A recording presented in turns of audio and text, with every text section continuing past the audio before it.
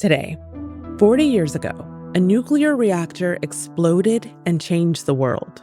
It's now clear that the Soviet Union has suffered one of the worst disasters in the history of nuclear power.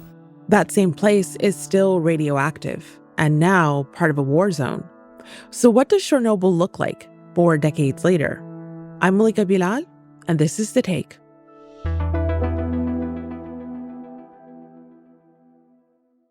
Hey everyone, had you heard of the Chernobyl disaster?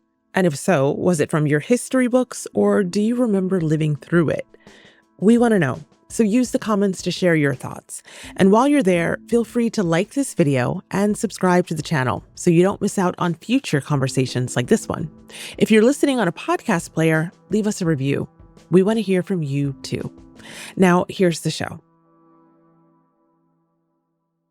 My name is Nils Adler, and I am a producer with Al Jazeera English. Nils, welcome back to The Take. You have just been to one of the most infamous places in the world, a place sort of frozen in time, but also constantly changing. So I want to start there because 40 years ago, the world's worst nuclear disaster erupted in this Ukrainian city. A nuclear accident has occurred at a Soviet atomic plant in the Ukraine. It is believed serious, but details of damage, injuries, or casualties are few so far. When you walk into Chernobyl today, what does it feel like? Does it feel like history or does it feel like something that is still very present? Well, Malika, it's a bit of both. So you arrive and it's an incredibly eerie feeling. And because to enter the Chernobyl exclusion zone, which is an area roughly the size of Luxembourg or around about the size of Rhode Island for the US listeners, it's completely closed off from the public. So you have to go through a lot of checks. You know, a lot of specialists come out with Geiger counters, measure the radiation levels. But then this is also a country at war. So you have a huge military presence in the zone.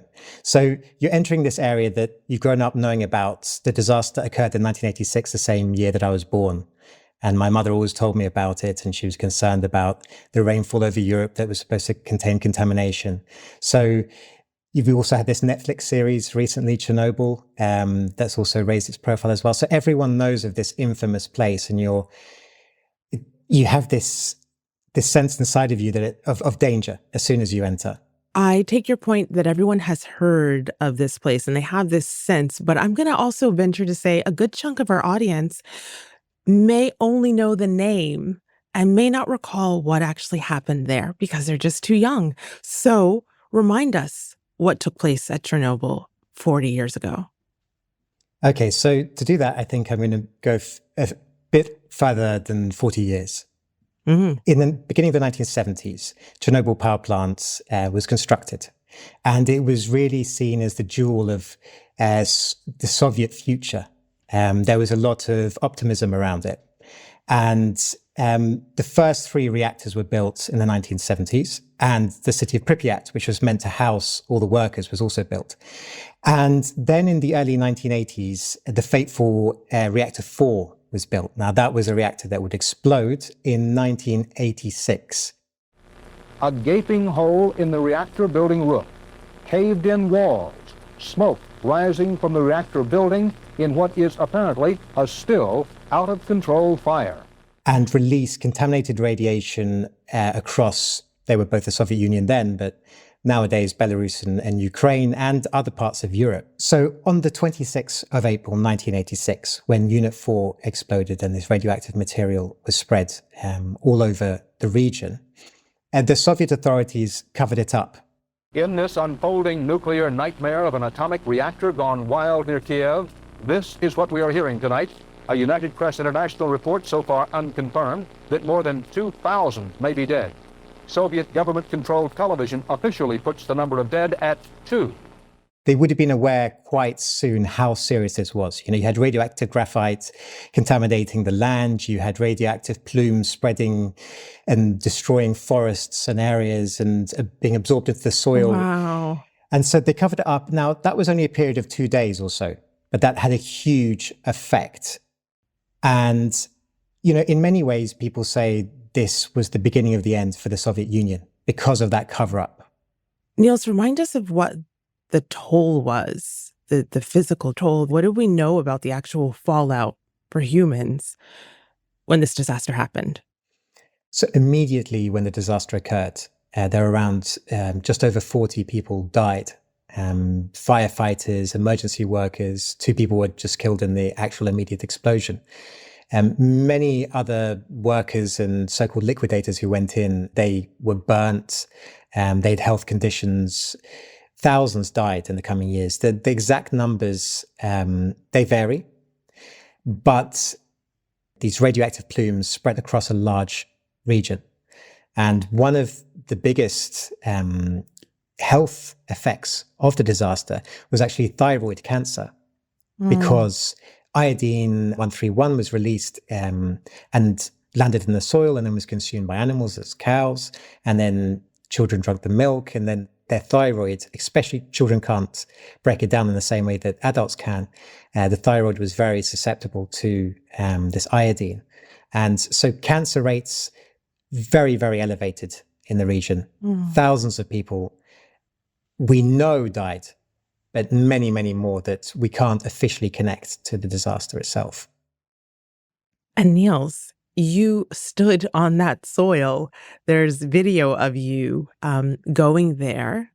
You also took your hand at one of the machines that scans your body for radiation. So it feels like the legacy of this radiation is still pretty visible. What was that like for you? Yes, that's correct. And I was actually a little bit afraid at the time because of the... I was afraid watching the video for you. Yeah. And that might be completely unfounded, but like you said, there's this feeling, this ominous feeling when you mention the name Chernobyl. So I'm so curious what that was like. And that's actually a very good point, because there's also the psychological effect of radiation exposure.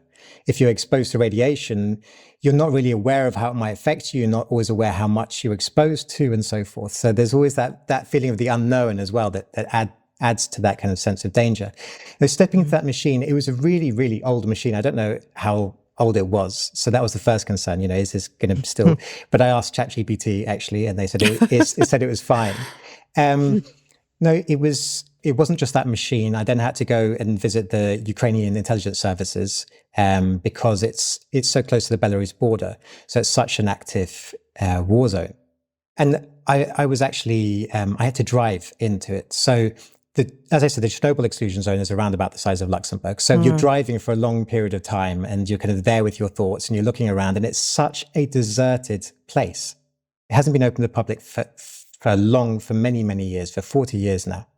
And I have to say, the strangest thing is it's absolutely stunning.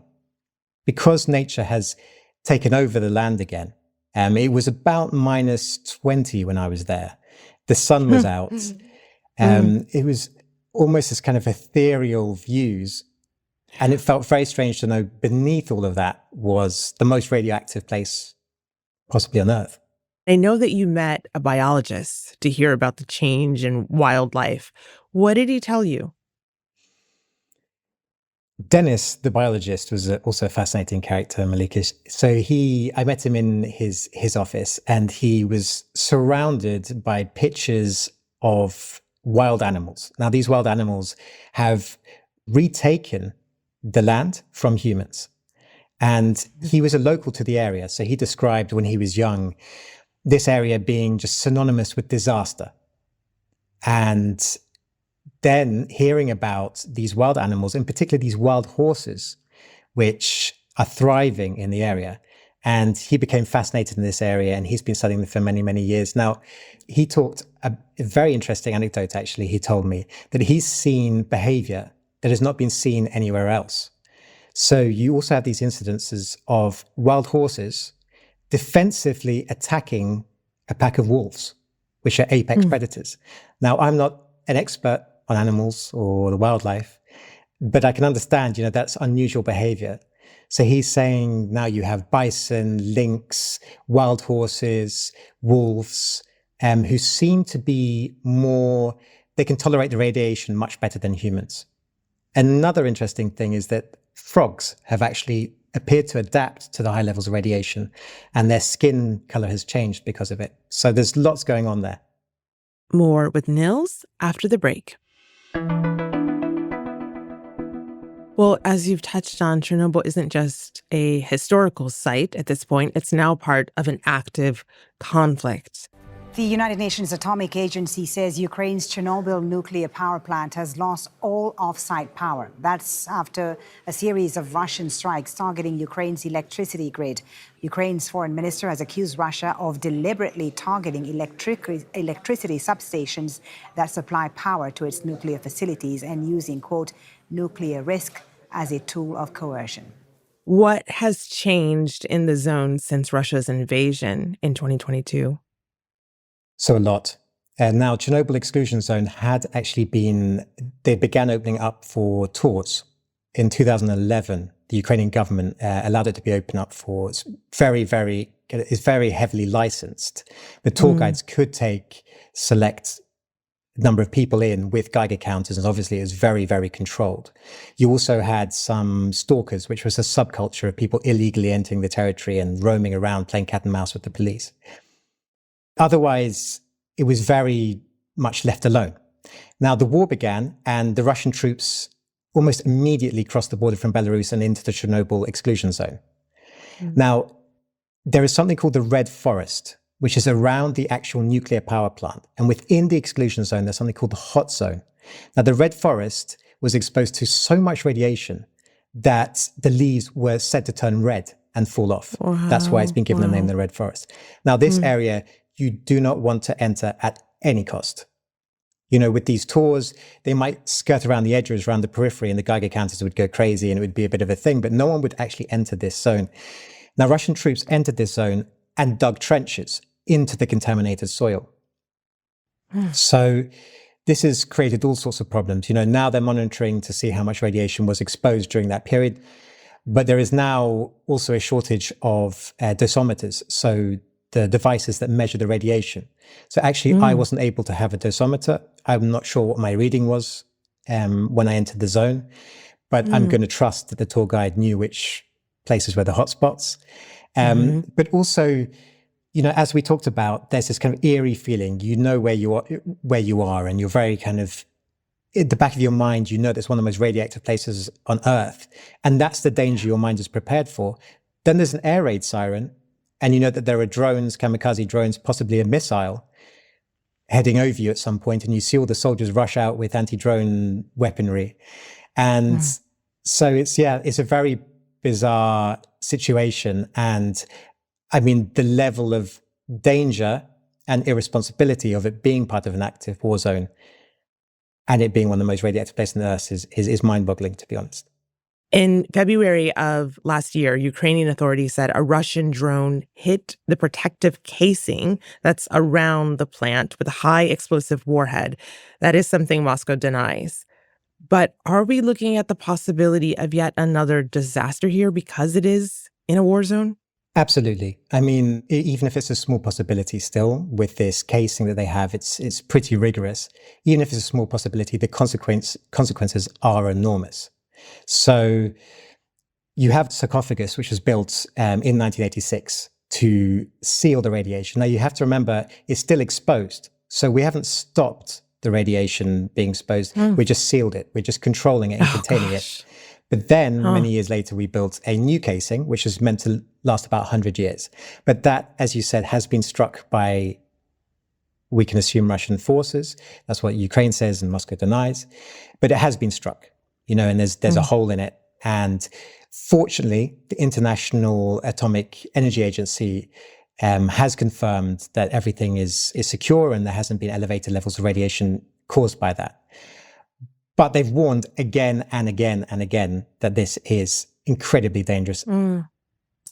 Nils, it might be easy for people to listen to us having this conversation and think, who would live there? No one lives there. It is now this tourist site, or it is part of a war zone. It is not also home to humans. But you met people who are still living there, including so-called self-settlers, but also survivors, people who choose to live there or return to a contaminated zone. Tell us about some of them. Let's start with Tatiana. Who's Tatiana Nikitina? So Tatiana is an incredibly clever and also brave woman who's both a survivor of the Chernobyl disaster. She lived in Pripyat, which is 3 kilometers away from the Chernobyl power plant. And now she is working in the Chernobyl exclusion zone. So she's returned to work there. And that was actually a very emotional interview I had with her. And that's because she was living with her husband in Pripyat with her young son when the disaster occurred. And you've got to remember, after the disaster, many, many workers basically sacrificed their health to contain the radiation in Chernobyl. And we have them to thank for it not spreading much, much further. And her husband was one of those so-called liquidators that went in.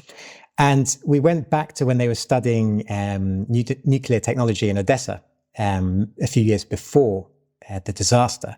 And she describes being intensely attracted to this tall, broad-shouldered, barrel-chested student, which would become her husband. And she actually showed me on her arm, she had goosebumps remembering that moment. So it was a classic love story. She never remarried, she still loves him, but he died over 10 years ago now. And, when I asked what he died from, she said, well, that's the situation. No one can always connect an illness to the Chernobyl disaster. But almost all the liquidators, they had all sorts of health problems. And she described, as I said, this really strong man. And she just said he slowly kind of curled in on himself and he just had health condition after health condition, and he finally succumbed to a heart attack. Wow. But she said it was the effects of the Chernobyl disaster that just slowly killed him over the years. Why did she decide to go back? Well, when he died, she decided that what he had done was incredibly noble. When they finally evacuated to eastern Ukraine, those first few weeks he had to return. There was an initial cleanup operation, which I think he was obliged to take part in. But then he chose to work as one of these liquidators for many years after the disaster. Oh, wow. Yeah. So she said, on reflection, this was a noble thing that he'd done. And she wanted to continue his work. Well, Nils, I want to end with what this means for the present, because there's something striking about this being a place that has since been built up to contain catastrophe, now being exposed to new potential catastrophes.